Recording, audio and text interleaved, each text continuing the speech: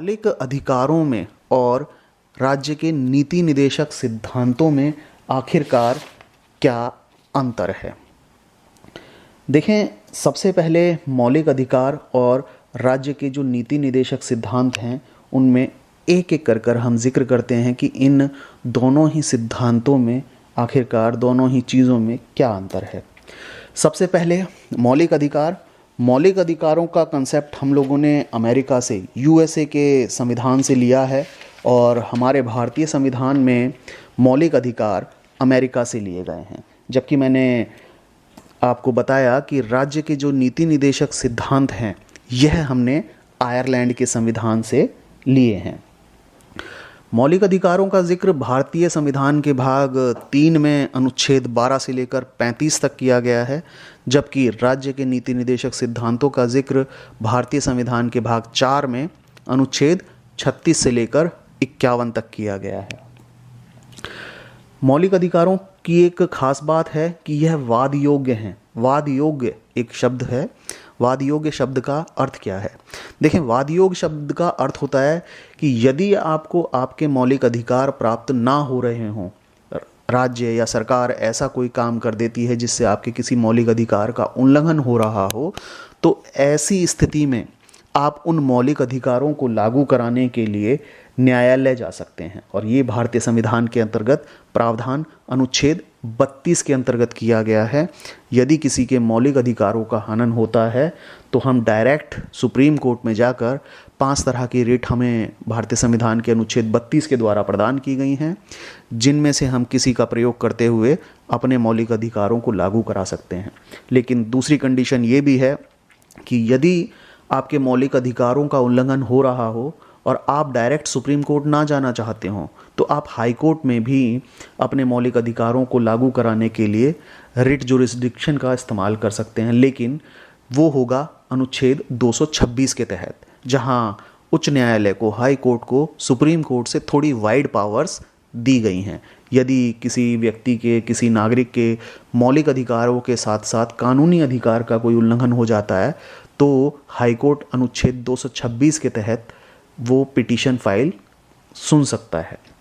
इसके अलावा राज्य के जो नीति निदेशक सिद्धांत हैं ये वाद योग्य नहीं होते। यदि राज्य की ऐसी स्थिति नहीं है, राज्य की आर्थिक हालात ऐसी नहीं है या राज्य की इच्छा नहीं हो रही है, आर्थिक हालात से वो ऐसे जूझ रहा है कि वो नीति निदेशक सिद्धांतों को लागू नहीं कर सकता, तो हम कोर्ट जाकर इन्हें लागू करा नहीं सकते हैं।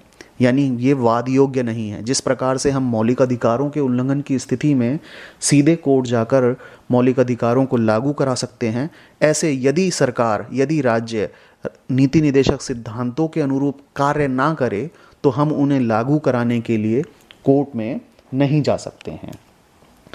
देखें, मौलिक अधिकार जो हैं वो व्यक्तियों को प्राप्त होते हैं, व्यक्तियों के लिए हैं ये, और जो राज्य के नीति निदेशक सिद्धांत हैं यह समाज के लिए होते हैं, समाज की भलाई के लिए होते हैं। तो अंतर यहाँ बिल्कुल क्लियर है कि मौलिक अधिकार व्यक्तियों के लिए होते हैं, व्यक्तियों को प्राप्त होते हैं, जबकि राज्य के नीति निदेशक जो सिद्धांत हैं वो राज्यों के लिए कुछ निर्देश दिए गए हैं जिनका अंतिम उद्देश्य समाज की, देश के लोगों की भलाई करना है। मौलिक अधिकारों के बारे में खास बात क्या है? मौलिक अधिकार सरकार के महत्व को घटाते हैं। यानी मौलिक अधिकार जो हैं वो सरकार के कामों पर रोक लगाते हैं। यहाँ नागरिकों को जो मौलिक अधिकार प्राप्त हैं उन मौलिक अधिकारों में सरकार किसी भी प्रकार से कोई कटौती नहीं कर सकती है, ऐसा भारतीय संविधान के अंतर्गत प्रावधान किए गए हैं। मौलिक अधिकार पूरी तरह से ऐसे हैं जिन पर सरकार का रोल बिल्कुल ना के बराबर है। सरकार चाहती है तो भी उसे, हमें नागरिकों को, सभी नागरिकों को ये मौलिक अधिकार देने पड़ेंगे। अगर सरकार नहीं चाहती है तो ना चाहते हुए भी उसे मौलिक अधिकार हमें देने ही पड़ेंगे। लेकिन राज्य के जो नीति निदेशक सिद्धांत हैं उनके बारे में ऐसा नहीं है। ये सरकार के अधिकारों को बढ़ाते हैं, ये सरकार की तरफ से हैं। ये सरकार को कुछ जो अलग से काम करने हैं, लोक कल्याणकारी राज्य स्थापित करने के लिए, कल्याणकारी राज्य स्थापित करने के लिए, उन अधिकारों का जिक्र करता है राज्य के नीति निदेशक सिद्धांत। यानी यह सरकार के अधिकारों को बढ़ाता है। और अंत में देखें, मौलिक अधिकार जो हैं नागरिकों को अपने आप प्राप्त हो जाते हैं। ऐसा नहीं है कि नागरिकों को इसके लिए कोई मशक्क़त करनी पड़ती है या सरकार से गुहार लगानी पड़ती है कि भाई हमें हमारे मौलिक अधिकारों को प्रदान कर दो, हमें समानता का अधिकार दे दो या हमें स्वतंत्रता का अधिकार दे दो, हमारे अधिकारों को लागू कर दो। ऐसा नहीं है, यह नागरिकों को अपने आप स्वयं ऑटोमेटिकली प्राप्त हो जाते हैं। ऐसा भारतीय संविधान में प्रावधान किए गए हैं। वो सभी मौलिक अधिकार भारतीय नागरिकों को अपने आप प्राप्त होते हैं। लेकिन राज्य के नीति निदेशक सिद्धांतों के बारे में ऐसा नहीं है। यह राज्य सरकार के द्वारा जब लागू किए जाएंगे तभी लोगों को, नागरिकों को प्राप्त होते हैं, अन्यथा यह नागरिकों को प्राप्त नहीं होते हैं। कुल मिलाकर कहने वाली बात यह है कि राज्य के जो नीति निदेशक सिद्धांत हैं, ये नीति निदेशक सिद्धांत एग्जैक्टली जो सरकार है, जो राज्य की सरकार है या राज्य है, उसकी इच्छा पर निर्भर करते हैं कि वो इन मौलिक नीति निदेशक सिद्धांतों को के अनुसार कार्य करेगी या नहीं करेगी। इसमें लेकिन इच्छा से ज़्यादा इम्पोर्टेंट उसकी आर्थिक स्थिति को महत्व दिया गया है। इच्छा से बहुत ज़्यादा फर्क नहीं पड़ता है। यदि राज्य की आर्थिक स्थिति ऐसी है कि उसे मौलिक अधिकारों के नीति निदेशक सिद्धांतों के अनुरूप ही कार्य करना चाहिए तो वो कर सकती है। लेकिन यदि उसकी आर्थिक स्थिति ऐसी नहीं है कि वो नीति निदेशक सिद्धांतों को सही प्रकार से लागू नहीं कर पा रही है, तो उसमें उसकी आर्थिक स्थिति का बहुत बड़ा रोल है। जबकि मौलिक अधिकारों के मामले में ऐसा नहीं है। मौलिक अधिकार लोगों को अपने आप ही प्राप्त हो जाते हैं। अगर हम ये बात करें कि नीति निदेशक तत्वों और मौलिक अधिकारों के बीच में से कौन ऐसा है जो सर्वोच्च है, तो इसके बारे में सबसे पहले चंपाकम दोराइजन एक केस हुआ वर्सेस स्टेट ऑफ मद्रास के नाम से सन 1951 में, जिसमें सुप्रीम कोर्ट ने यह कहा कि नीति निदेशक तत्व और अगर मूल अधिकारों के बीच किसी भी प्रकार का कोई टकराव होता है या ऐसी स्थिति आ जाती है कि दोनों में टकराव की स्थिति आ जाए, तो मूल अधिकार ही प्रभावी होंगे, मूल अधिकारों को लागू किया जाएगा। नीति निदेशक सिद्धांतों को, नीति निदेशक तत्वों को उस समय लागू नहीं किया जाएगा।